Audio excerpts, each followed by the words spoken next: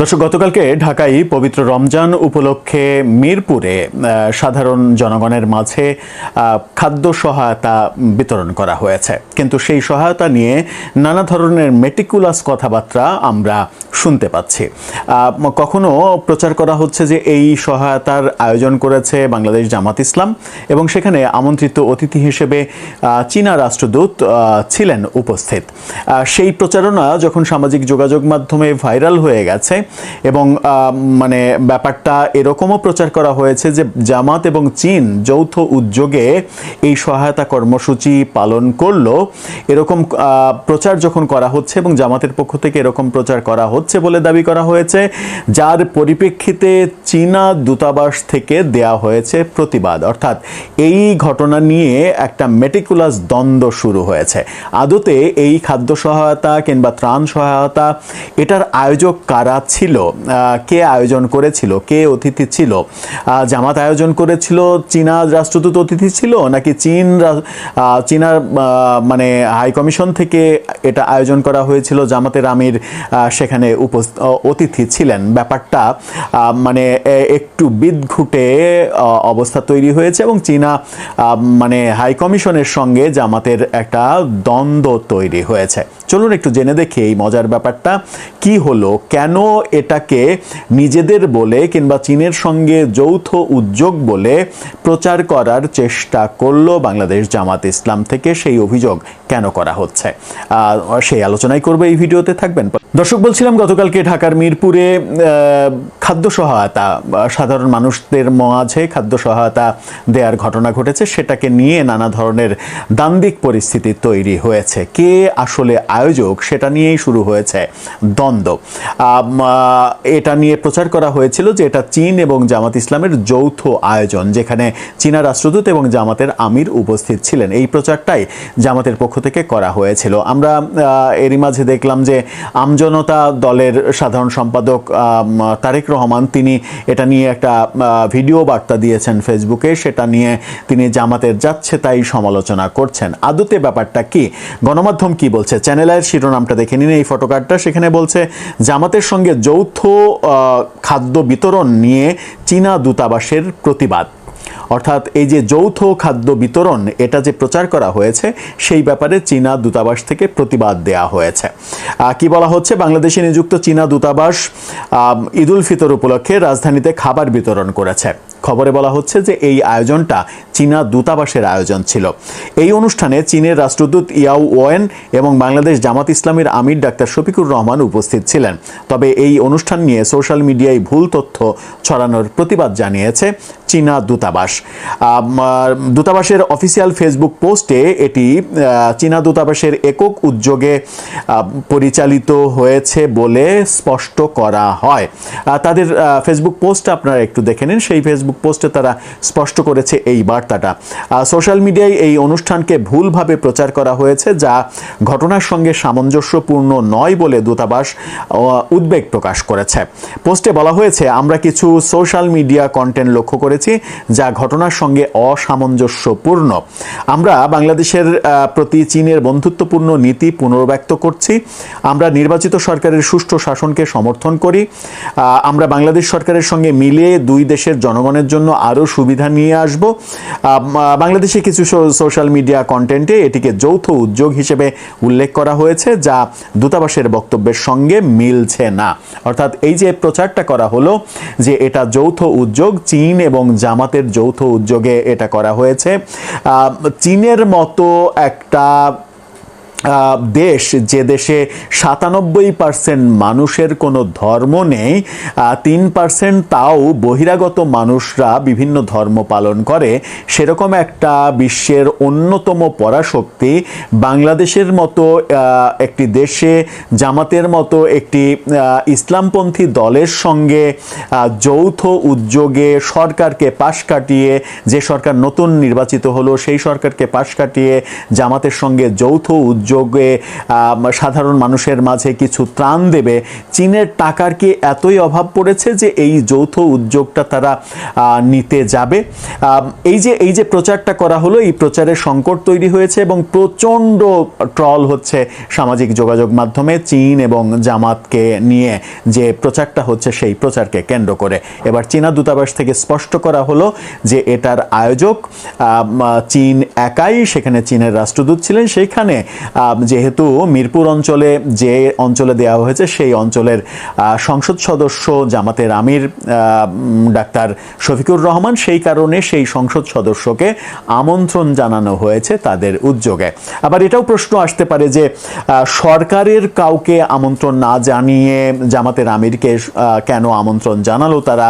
এই ধরনের মানে উদ্ভট রকমের প্রচার কেন হলো, তারও উত্তর আমরা পাইনি। তবে মনে করা হচ্ছে যেহেতু ওই সংসদীয় অঞ্চলটা, আসনটা জামাতের আমিরের, সেই কারণেই তাকে আমন্ত্রণ জানানো হয়েছে। কিন্তু কোথাও এরকম প্রচার করা হয়েছে যে জামাতের আয়োজনে চীনের রাষ্ট্রদূত এসেছেন, কোথাও প্রচার করা হয়েছে যে চীন এবং জামাত যৌথ উদ্যোগে এই কাজ করেছেন। জামাতের আমিরের একটা বক্তব্য দেখলাম যে এর আগেও চীন আমাদেরকে সাহায্য করেছে, কিন্তু বিগত ফ্যাসিস্ট সরকার সেই সাহায্যটাকে বিভিন্ন নামে, বাবার নামে, ভাইয়ের নামে, এর নামে, ওর নামে চালিয়ে দিয়েছে, এরকম বক্তব্য তারটা দেখলাম। অর্থাৎ শেখ হাসিনা সরকারের তিনি সমালোচনা করলেন। এই যে শেখ হাসিনা সরকারের সমালোচনা করলেন যে চীনের বিভিন্ন দান সেটা বিভিন্ন নামে প্রচার করা হয়েছে, যদি সেটা সত্য হয়ে থাকে তাহলে তো এই দৃষ্টান্ত আবার দেখলাম আমরা যে চীনের একক উদ্যোগের ভাগিদার সাজার চেষ্টা করছে জামাত ইসলাম। যদিও এটা জামাতের সাংগঠনিক সিদ্ধান্তে প্রচারগুলো করা হয়েছে কিনা সেই ব্যাপারে দ্বিমত থাকতেই পারে। দর্শক, আপনার কি মনে হয়?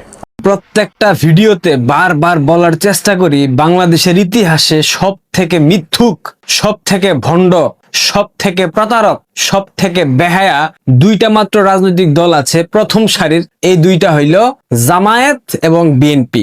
জামায়াত এবং বিএনপি যে কত বড় মুনাফেক, এরা যে কথা একটা বলে কাজের বেলা আরেকটা করে, এটা আপনাদেরকে আমি এই গত 19 মাসে অসংখ্য বার প্রমাণ সমেত দিয়েছে। কিন্তু এত কিছু দেখার পরেও অসংখ্য মানুষ এসে গালি দেন। বিএনপি কে নিয়ে তো সমালোচনা কেন করেন?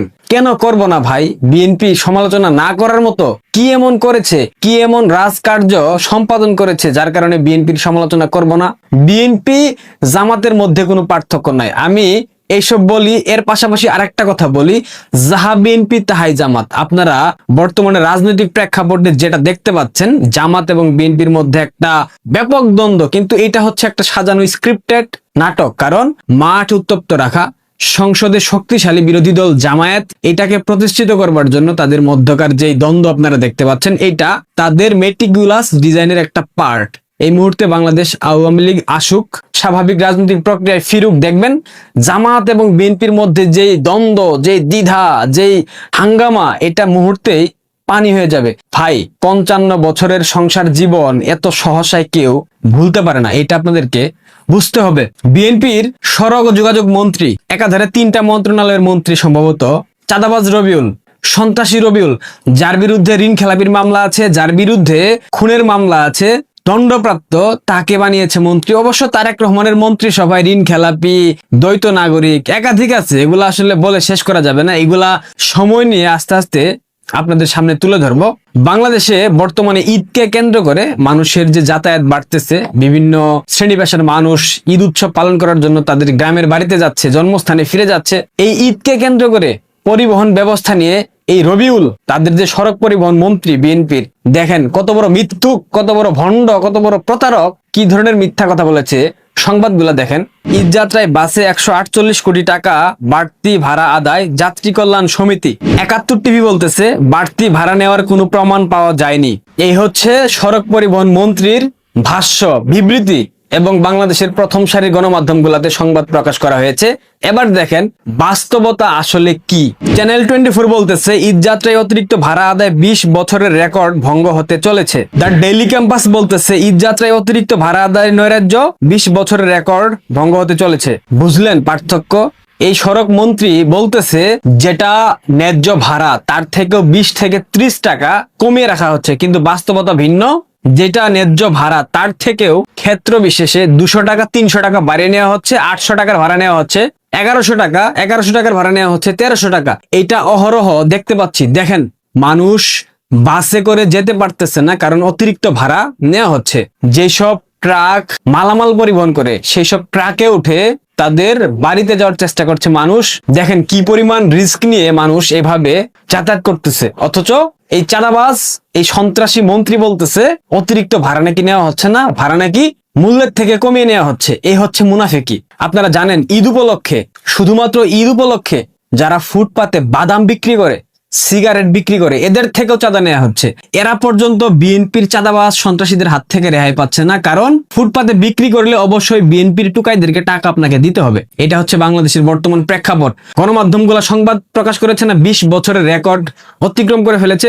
মজার বিষয় কি জানেন, 20 বছর আগেও বিএনপি ক্ষমতায় ছিল, এখন 2026 সাল। 20 বছর আগে কি ছিল? 2006 সাল বিএনপি ক্ষমতায় ছিল। তার মানে আওয়ামী লীগ ক্ষমতাচ্যুত হয়েছে 2024 সালে। সুতরাং 2004 সালে কে ক্ষমতায় ছিল? বিএনপি। তার মানে বিএনপি 2004 সালে যে পরিমাণ চাঁদাবাজি করেছে সেই রেকর্ড 2026 সালে এসে ভেঙে ফেলেছে। আপনারা বুঝতে পারছেন কাদেরকে ক্ষমতা এনে বসিয়েছেন ভোটের মাধ্যমে? আপনারা বুঝতে পারছেন কাদেরকে আপনারা রুটি ভাগাভাগির দায়িত্ব দিয়েছেন? শিয়ালকে। এই শিয়ালরা আপনাদের রুটি ভাগ বাটোয়ারা করে খেয়ে আপনাদের উপর চাপিয়ে দেবে কি জানেন? সামান্য ওই ঝলসানো পুরো অংশটুকু আছে না, ওই অংশটুকু খেয়ে আপনাদেরকে বাঁচতে হবে, জীবন ধারণ করতে হবে। আরেক মুনাফেকের দল জামায়াত ইসলাম বাংলাদেশে নিযুক্ত চীনা দূতাবাস ঈদ উল ফিতরকে কেন্দ্র করে সাধারণ মানুষকে খাবার বিতরণ করতেছিল। ঢাকা সংসদীয় আসন 15, যেটাতে জামাতের সাদা শকুন শফিক, চুম্মা শফিক যেখানকার এমপি, সেই আসনে সেই খাবার বিতরণ করা হয়েছে। সেখানে চীনের দূতাবাসের একাধিক কর্মকর্তারা ছিল। এই খাবার বিতরণের পর জামায়াত ইসলামীর ফেসবুক পেজ থেকে একটা স্ট্যাটাস দেওয়া হয়। অত্যন্ত ঘৃণিত, লজ্জাজনক, মুনাফিকি কাজ জামাত এটার মাধ্যমে আবারও করেছে। তারা প্রমাণ করে দিয়েছে তারা শুধুমাত্র ইসলামের নাম বিক্রি করে সবসময় রাজনীতি করে। তাদের যে ফেসবুক পেজ আছে সেখানে লিখেছে, মিরপুর 10 অবস্থিত আদর্শ উচ্চ বিদ্যালয় মাঠে বাংলাদেশ জামায়াত ইসলামী ও চীনের যৌথ উদ্যোগে দুস্থদের মাঝে ফুড প্যাক বিতরণ। এই তথ্য প্রচারের পর চীনা দূতাবাস কড়া প্রতিক্রিয়া দেখিয়েছে। তারা বলেছে এই অর্থায়ন কিংবা এই খাবার যে বিতরণ করা হয়েছে এখানে জামাতের কোনো প্রকার সম্পৃক্ততা ছিল না, এটা সম্পূর্ণ চীনের অর্থায়নে করা হয়েছে। পরবর্তীতে জামাত সেটাকে আবার সংশোধন করে নিয়েছে। এটা হচ্ছে জামাতের মুনাফিকি। মানে জাস্ট চিন্তা করেন, নিজেরা খাবে লিল্লা ফিতরার টাকা, নিজেরা খাবে বিভিন্ন দেশ থেকে অর্থাৎ মধ্যপ্রাচ্যের দেশগুলা থেকে আসা ফিতরার টাকা। এই সাদা শকুন শফিক লিল্লা ফিতরার টাকা খেয়ে চলে, অথচ এখন চীন নাই ইহুদি রাষ্ট্র, চীন খাবার বিতরণ করতেছে, এইটাতেও তাদের ক্রেডিট দিতে হবে। মানে জামাতের শকুন সেখানে উপস্থিত ছিল, যার কারণে জামাতের ফেসবুক পেজ প্রচার করে দিল চীনের খাবারকে নিজেদের খাবার হিসেবে। কি একটা মুনাফেকি! আপনারা বুঝতে পারছেন কোন দুই মুনাফেককে আপনারা ক্ষমতায় বসিয়েছেন? এক মুনাফেক রাষ্ট্র পরিচালনা করছে, আর এক মুনাফেক প্রধান বিরোধী দল। এই হচ্ছে মুনাফেকদের কর্মযোগ্য। এদের কি বলার আছে বলেন? ক্রেডিট কিভাবে হাইজ্যাক করতে হয় এইটা জামাত শিবির খুব ভালোভাবে পারে। আবার তাদের তো বট অ্যাকাউন্ট আছে, বট অ্যাকাউন্ট দিয়ে শেয়ার করো, লাইক, কমেন্টস, কত কিছু। এই বটেদেরকে আপনারা ক্ষমতায় বসাইছেন। আমি মাঝে মধ্যে অবাক হই, জামাতকে বাংলাদেশের মানুষ কিভাবে বিশ্বাস করে? জামাতকে কেন বাংলাদেশের মানুষ সমর্থন করে? এদের কোনো আদর্শ আছে? এদের মধ্যে কোনো দেশপ্রেম আছে? নাই তো। প্রত্যেকটা লিল্লাখুর, প্রত্যেকটা ফিতরাখুর এই লিল্লা ফিতরার টাকা দিয়ে তারা নিজেরা চলে, অথচ এখন চীনা এম্বাসি খাবার বিতরণ করতেছে, এটাতেও নিজেদের ক্রেডিট নিতে হবে। আর এক সড়ক পরিবহন মন্ত্রী, যেখানে 20 টাকার ভাড়া রাখা হচ্ছে 100 টাকা, যেখানে 1000 টাকার ভাড়া রাখা হচ্ছে 1300 টাকা, সে বলতেছে 20 টাকা নাকি কম করে রাখা হচ্ছে। এই ধরনের প্রতারক, এই ধরনের মুনাফেকদেরকে আপনারা বাংলাদেশের রাষ্ট্র ক্ষমতায় বসিয়েছেন। এখন আপনারা বুঝেন আপনাদের কি পরিণতি হতে পারে। দেখেন, যা ভালো মনে করেন। আপনাদের চোখে আঙুল দিয়ে দেখিয়ে দেওয়া আমাদের কাজ, আমরা সেটা দেখিয়ে দিলাম। এখন বাকি সিদ্ধান্ত আপনাদের। ভালো থাকবেন।